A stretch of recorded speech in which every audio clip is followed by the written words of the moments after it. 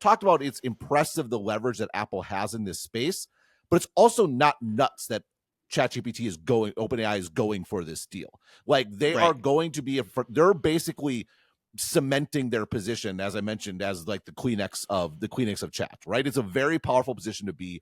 People underrate the importance of like brand name and people's sort of familiarity. No one cares about Claude. Sorry.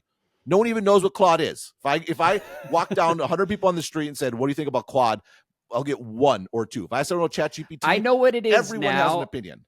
I did mention like a year ago that I didn't know what Claude was, and I got a couple very angry emails saying, how do you host a tech podcast and not know what Claude was? So I apologize to all those people, but you don't apologize. That's why you host the tech That's podcast. Right. Actually, to be clear, I didn't apologize. Yeah, like people and I emailed him back and said, look, I'm here because I don't know what Claude is, and I reflect how normal people interact with technology. Thank you. I didn't apologize at the time. I'm not apologizing now. Come on, let's go. I now have become aware of what Claude was. I know you're losing your value as a podcaster. It's terrible. It's terrible.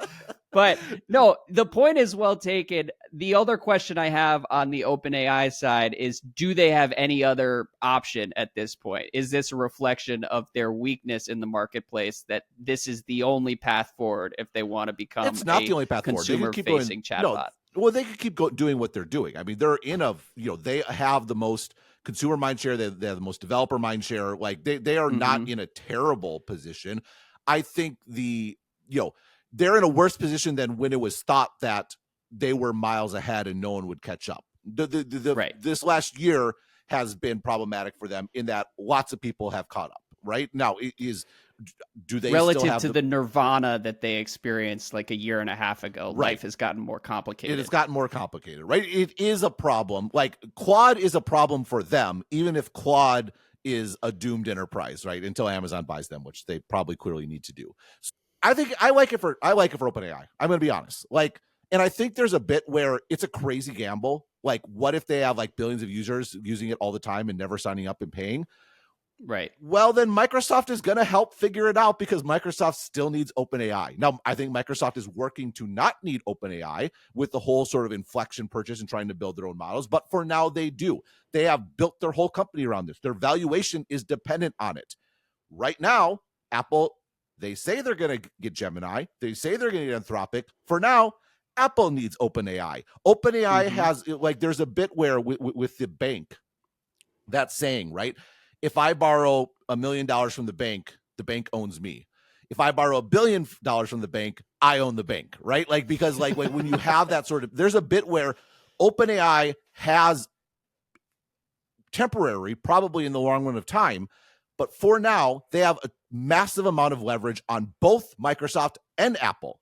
And again, both companies are working very hard to undo that leverage. But for now, that leverage exists. So in that context, when they do have this opportunity, I like the bet. It's risky for sure. You got to make big risks. You take big risks if you're going to be like the sort of company they seem to be aspiring to be, which is one of the big consumer tech companies. So I like the play for OpenAI.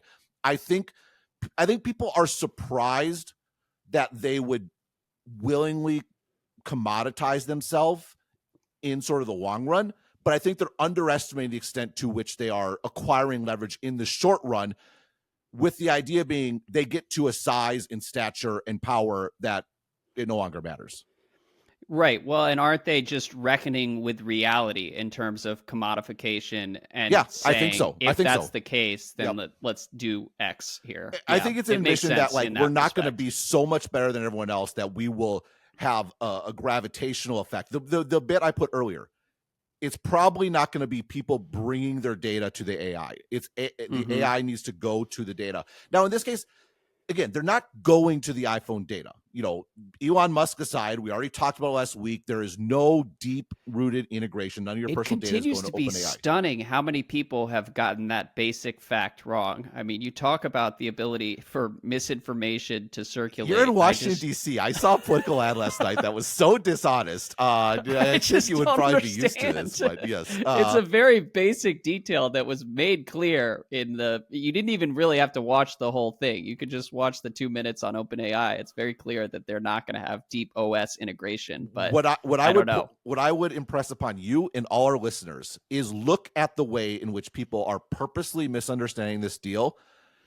and hammering on it. Examine the motivations. Don't examine their motivations. Well, do, of course, but consider the fact that this happens with stuff you hear all the time.